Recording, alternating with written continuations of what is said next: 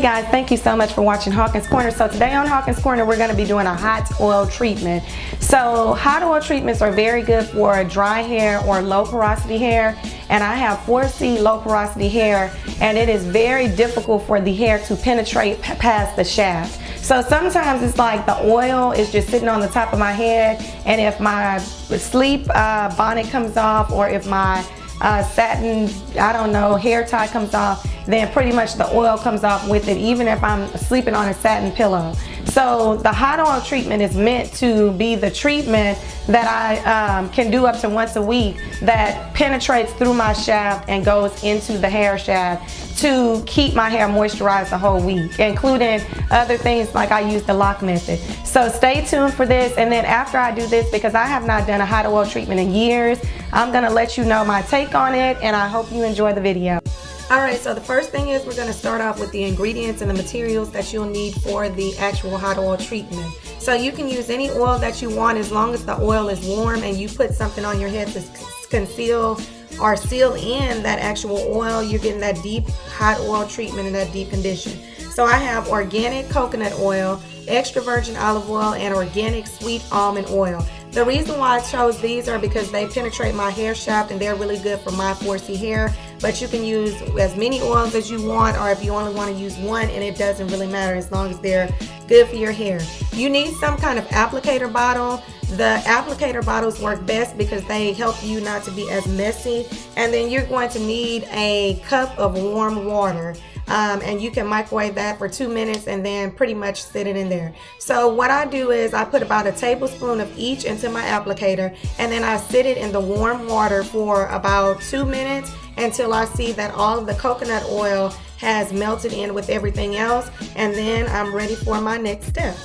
So the liquid itself has gotten hot, the coconut oil melted, and pretty much another reason why you don't want to put it in a microwave is because it will be too hot, and when you're gradually heating it, it does not get extremely hot to where it burns. So the next thing you're going to need is you're going to need a towel, and you're going to need a spray bottle. The towel just basically protects you from all the mess that's going to come with the oil, because it will come streaming down your face, and you want to definitely protect your clothing from all of the oil that may get on it. And you want to wear something that is old that you really don't care much about. Secondly, you want the spray bottle because it's going to moisturize your hair, and it's going to give you that dampness so that the oils can kind of penetrate and stick on your hair a little better. So the next thing I'm doing is I'm parting my hair into 4, and I choose to not use combs because I noticed that my hair, because it's 4C hair, gets a lot of curly cues at the end, especially when it's not that moisturized. And when I'm using a comb, it tends to break it off. And I started clipping my ends and clipping, but then my ends never needed to be clipped like once a week. So I decided to put the rubber band on, and then I realized that I did not spray. So I'm going to take that rubber band right back on off, and I'm just going to spray all of my hair at once. Now when you spray your hair, you just want to spritz it to where everything is damp. You don't want it to be soaking wet, but you want it to be damp enough, as I said before, so that oil can penetrate in your hair. And then you can move on to the oils and that parting of the space. At that point, I realized that my towel was making all the noise, which is why I'm doing this voiceover. So I like to part it in small parts so that I can prevent a lot of breakage, because my hair tends to break off a lot when it's very rough or whatever.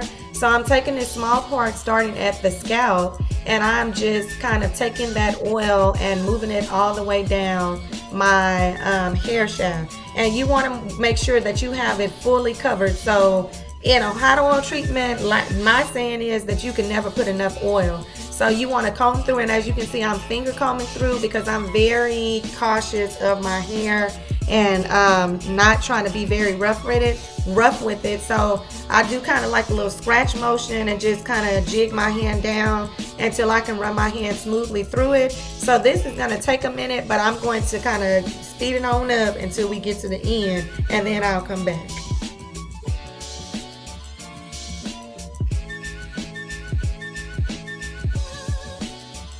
Alright, so once I finish the section, it's very important to get those ends. So use a little bit more oil to get those ends, especially for me because that's where it's dry.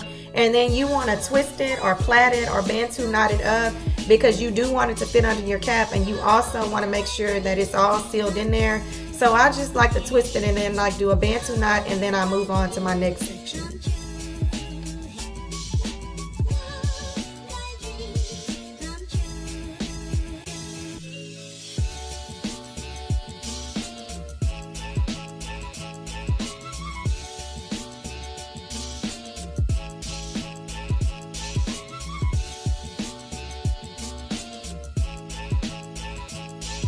Alright, so at this point I'm still doing that detangling. I mean, it takes me a while to get through my entire head, because if you have 4C hair, you know that fairy knots are like the #1 issue with 4C hair, because of the fact that it's like coils and it tightly curls around itself.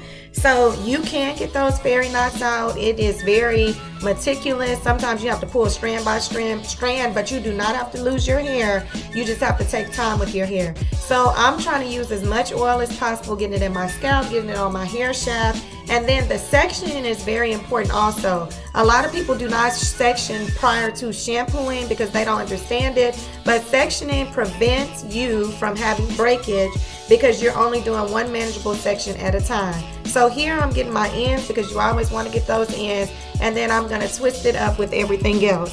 This is kind of like a pre-poo, and then the detangling is pretty much something that helps me throughout the entire process, because once I take the time and do it here, I shampoo and I don't have any tangling. I condition, don't have any detangling. And so this is the only time that I really have to detangle, because when I'm washing it out, I'm basically washing the scalp. I'm not washing and vigorously rubbing through my hair. So I'm just gonna put this last bantu knot in, and then I'm gonna move on to the next step. It got real oily. I'm looking like a grease monkey at this point. So that's when that towel comes in really handy, and you could just wipe it all off. If you have problematic skin, you definitely want to make sure you wash your face after this when you're in the shower, because the oil is going to get everywhere regardless to what people say, even with the applicator, once you start getting those edges and things of that same nature. Alright, so I'm feeling really oily right now, but as you can see, I didn't use all the oil. So what I'm going to do is put the top on this, and then I'll use this for my next hot oil treatment. It did take a minute because of the fact that I detangle, so that I don't have to worry about doing it anymore. And everybody uses a shower cap, but I found that these just plastic bags, this is one from HEB, work. So what you want to do is put a shower cap or some type of bag that's going to trap in the heat and the oil. So I'm going to put this one on first. And I like it because it's tight around this part. Like when I put on a shower cap sometimes, it's not as tight. The next thing I'm going to do after I put my shower cap on is place this hot heat thermal hair care bonnet on my head.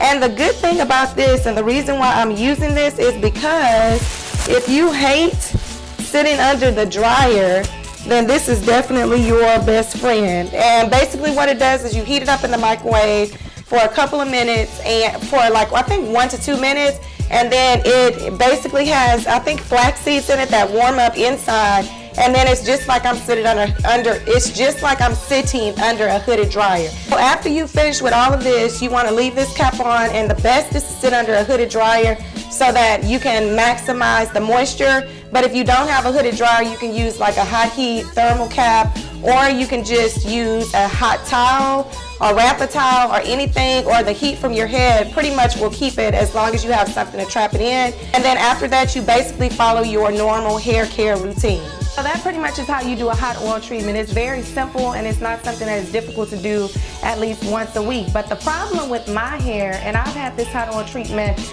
this is like a 3-day lapse of me kind of telling you what I think of it. So I have done an oil rinse and a hot oil treatment. So the question is, which one is better? Is an oil rinse better, or is a hot oil treatment? Or the bigger question is, a lot of people don't even know that there is a difference between an oil rinse and a hot oil treatment. The biggest difference between the two is when you actually apply the hot oil. So in a hot oil treatment, you apply it before the shampoo, and in an oil rinse, you apply it after you shampoo. With a hot oil treatment, you basically rinse the oil out and then shampoo your hair. But with the oil rinse, you're just simply rinsing out the excess oil applying a conditioner, and then you're going to rinse out the conditioner and go along your day with the lock method. So with the hot oil treatment, one thing that I noticed is that it felt moisturized, but it did not feel as moisturized as an oil rinse for me. When I used the oil rinse, my hair texture was very defined after I did the lock method. And then even after I rinsed the oil out, because all the oil is not rinsed out, it was very soft and it was moisturized at the same time. With the hot oil treatment, it was moisturized, but not a lot, but it was super soft. So it did help with the texture of my hair to make it softer. As far as it penetrating past the actual hair shaft, I can't tell you, maybe a little, but it wasn't extreme moisture like I experienced with the actual oil rinse. So if you want me to demonstrate the oil rinse and see how that looks, leave your comments below. But my vote is for the oil rinse for people who have low porosity 4C hair. It retains the moisture all week, because I try to wash my hair once a week and the oil rinse retained the moisture throughout the entire week. I did this hot oil treatment, I think on a Friday, and today my hair, it feels moisturized like if I touch it, but it still feels dry on the inside. So it's I think that my hair needs a deeper treatment than just a hot oil rinse prior to, and I don't need to rinse out all the oil. Again, thank you so much for watching. If you want to see the actual oil rinse, leave your comments below. And then if you have any other methods like the lock method or anything else that helps low porosity hair, let me know. Thanks guys so much for watching. Make sure you like, subscribe, and share. And I'll see you guys next time on Hawkins Corner. Mwah.